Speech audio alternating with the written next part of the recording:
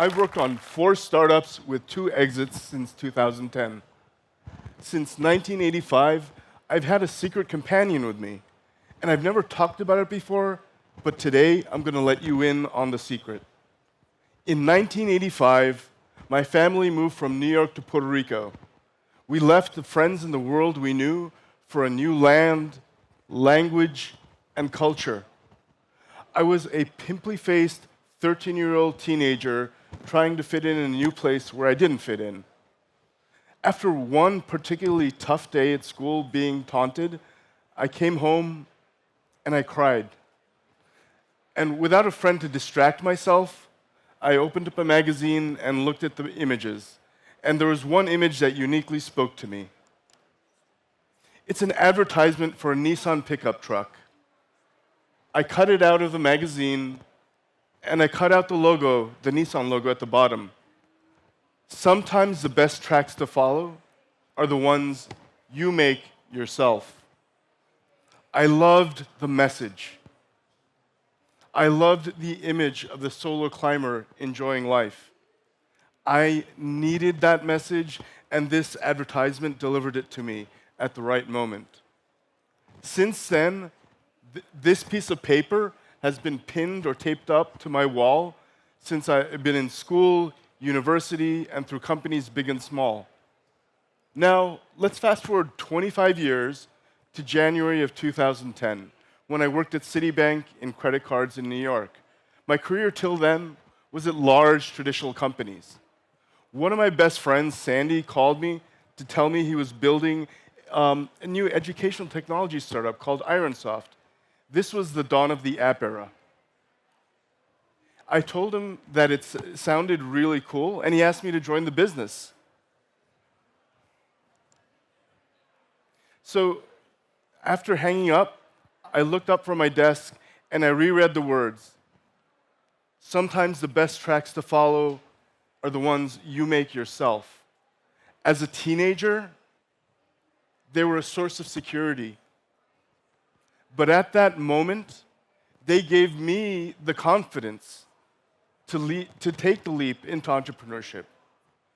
Ironsoft created the first official Khan Academy app and apps for MIT and for Cornell University.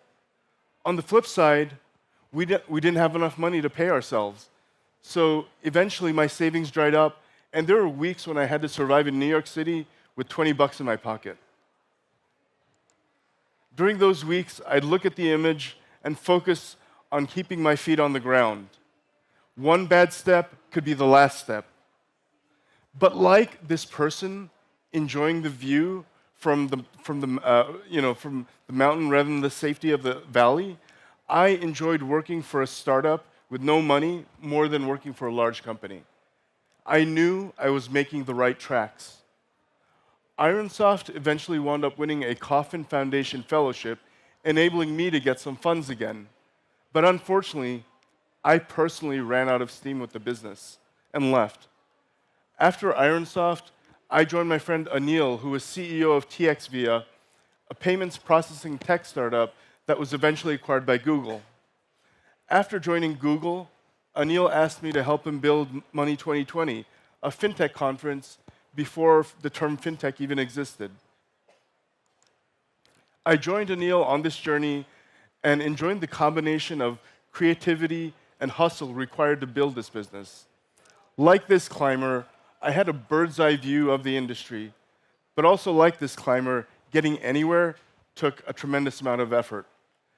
After months of working nonstop, including setting up our merchant bank account, including setting up our registration systems, our agenda, marketing, picking speakers, we were finally in Las Vegas for our first event.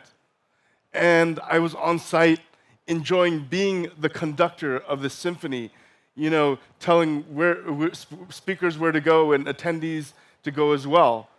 But on the second day of the conference, I got a text from my sister. I think Ma is having a stroke. I think Ma is having a stroke. This was one of the most stressful moments of my life. My mom, who I loved, was having a stroke while I was the most critical person to make sure that a multi-million-dollar startup would run a successful event for thousands of industry leaders. There were no good options. I recognized that going back to New York meant that I wouldn't get there till tomorrow. I also recognized that my father, sister, and brother were there. I also recognized that leaving Las Vegas would have jeopardized all of the success and momentum till this point.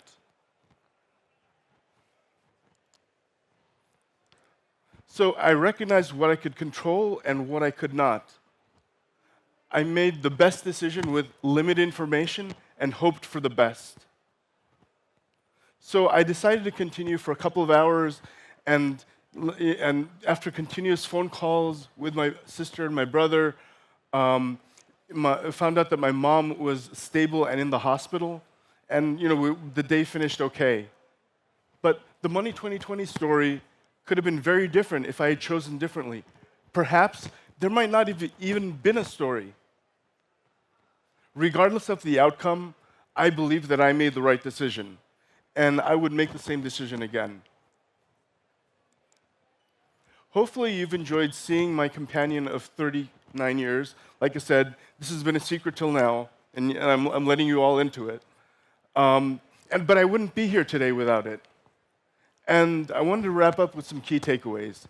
Humans gather 80% of stimulus from their eyes, and founders have so many challenges that the right visual environment can make a big difference.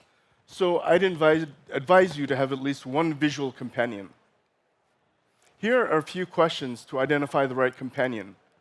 Does it elicit an emotional response, ideally different ones at different times? Do you find the image generally pleasing overall? And is there an element of aspiration or unmet dreams? As an entrepreneur, I found that being able to control your mind is often the difference between success and failure. Use images to help your mind. You've seen one image till now, but I'll leave you with a different one. I got it at the Kauffman Foundation when I left Ironsoft to join another entrepreneur creating a financial marketing business. They created a mock-up cover of what we envisioned as success. Unfortunately, we shut down a few months later, but I still have the image. Transforming the way the world learns and thinks about money. The predictions that the creators had in mind did not come true, but I think reality wound up being even better.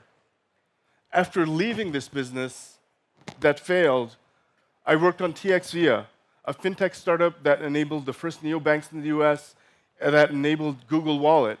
And we were acquired by Google, where I worked on Google Wallet.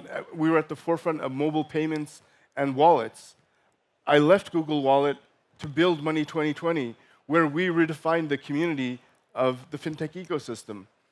And I left Money 2020 to join Fintech Meetup, where we're now redefining how a fintech event can use technology to be more productive.